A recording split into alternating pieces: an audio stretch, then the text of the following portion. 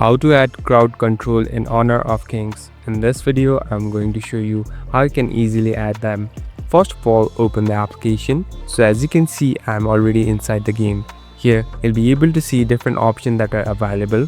Now, in order to use or add crowd control, you'll be able to see different options like crowd control, damage, and damage. So here, you'll be able to obtain a plus icon whenever you have a certain kind of damage in the game. So you can easily add and easily use this crowd control.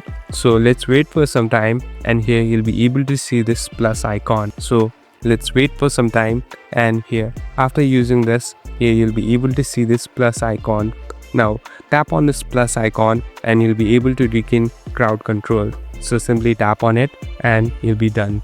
Thank you for watching this video. I hope this video will help you.